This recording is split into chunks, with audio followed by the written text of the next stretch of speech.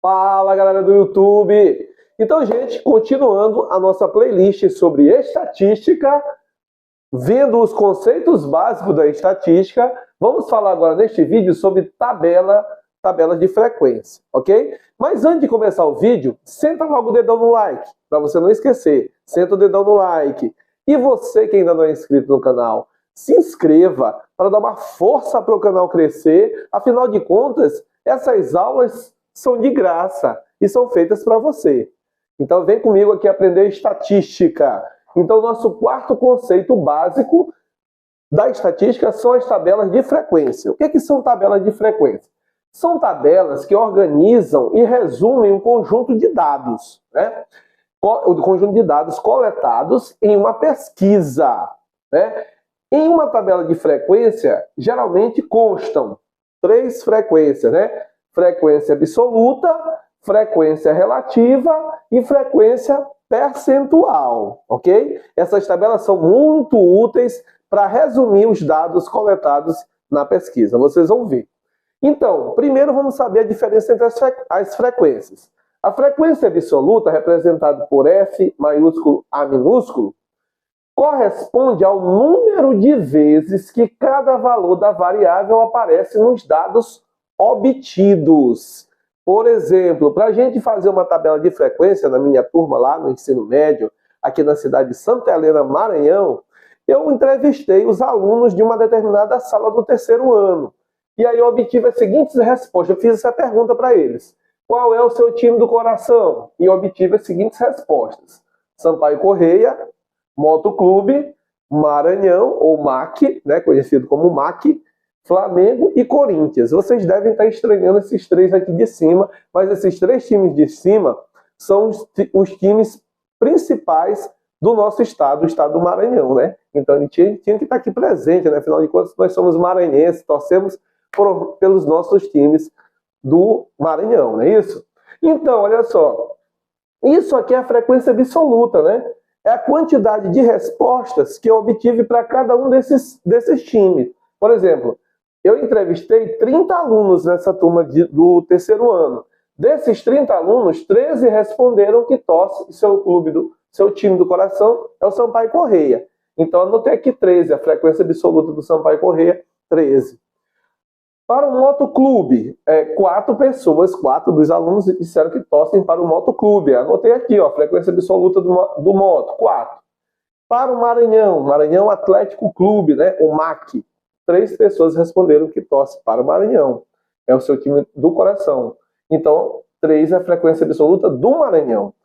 Para o Flamengo, né, 8 pessoas, né, disseram que torcem para o Flamengo, né, e essa é a frequência absoluta do Flamengo. E 2 pessoas disseram que torcem para o Corinthians. Esse aqui foi a frequência absoluta nessa turma do 3º ano, que tem 30 alunos. Eu vou logo dizendo que eu estou com a camisa do Flamengo, eu torço para o Flamengo, mas eu também torço para o Sampaio Correia, né? Se tiver os dois jogarem entre si, é claro que eu vou torcer pelo Sampaio Correia, que é meu time aqui do Maranhão, ok?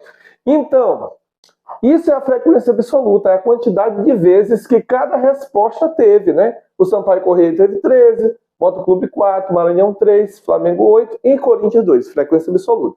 A frequência relativa é a razão, ou seja, é a divisão, né? Razão, nós já sabemos que é a mesma coisa que divisão, entre a frequência absoluta e o número total de dados disponíveis. Então, gente, veja só. Se eu quero a frequência relativa, né? Aqui eu deixei em branco ainda que eu não fiz. Se eu quero a frequência relativa, eu vou pegar a frequência absoluta, né? Ó, a frequência absoluta e vou dividir pelo total. Que total é esse? O total de pessoas entrevistadas, que no caso dessa pesquisa aqui foram 30 pessoas que foram entrevistadas. Então eu vou dividir o 13 pelo 30 para poder achar essa frequência relativa, né? Então bora fazer isso aqui, ó. Frequência relativa, a primeira é o 13 dividido por 30. Eu já fiz essa continha antes do vídeo, né? E eu encontrei esse resultado bem aqui, ó. 0,4333 reticência. Deu uma dízima periódica aqui no final. Quando você encontrar esses valores que não são exatos, você faz o arredondamento, né? Esse arredondamento é muito importante para que os dados coletados sejam corretos, ok? Então, você sempre vai deixar com duas casas decimais, né? Aqui, ó, duas casas decimais. Então, seria o 0,43. Mas vai ter casos que você vai arredondar este último número para cima. Quando é que você vai arredondar para cima o último número? Quando esse último número for um número 5 ou for um número maior do que 5, por exemplo, 6, 7, 8 ou 9, certo? Nesse caso, você vai arredondar o número para cima. Como aqui o 3, ó, 3 é menor do que 5, não vai ser arredondado. Vai ficar, aliás, vai ser arredondado, mas vai manter. Você vai manter o arredondamento, né? Se você só vai aumentar um número aqui, uma unidade, se esse número daqui for 5 ou maior do que 5. Então, nesse caso aqui, deu 0,43. Tá. Depois, essa aqui, ó, a frequência relativa do motoclube é o 4, que é a frequência absoluta, dividido pelo 30. Então, a segunda frequência relativa é o 4 dividido pelo 30. Então, 4 dividido pelo 30 também deu uma dízima, deu isso aqui, ó, 0,1333 reticência. Uma dízima também. Então, nesse caso, é a mesma coisa. Nós vamos manter, né, as duas casas decimais. Aqui, ó, vai ficar 0,13. Então, é isso que vem para cá, ó, 0,13.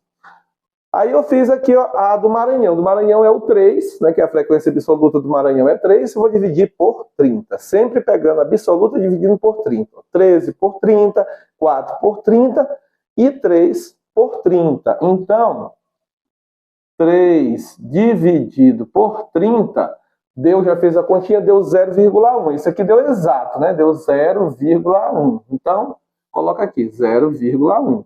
Ah, mas aí só tem uma casa, não tem a segunda casa. Aí você completa com 0. 0,1 é a mesma coisa que 0,10.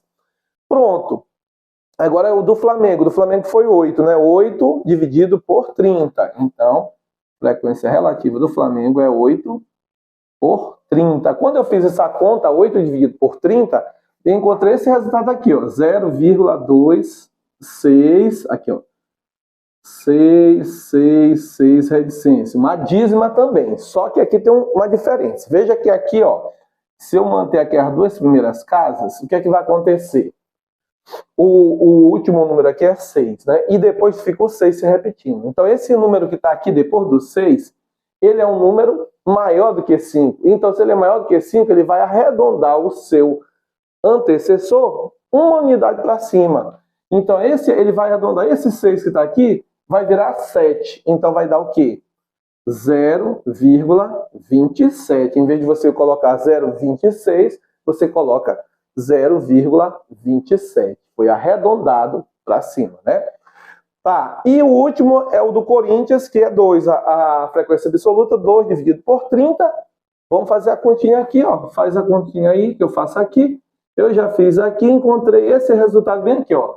0,0666 reticência. Outra dízima também. Então, veja bem, ó. Se eu pegar as duas primeiras casas, ficaria 0,06.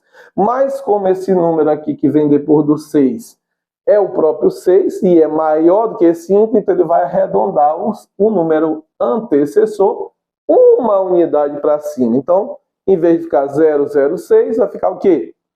0,07 e foi arredondado, ok?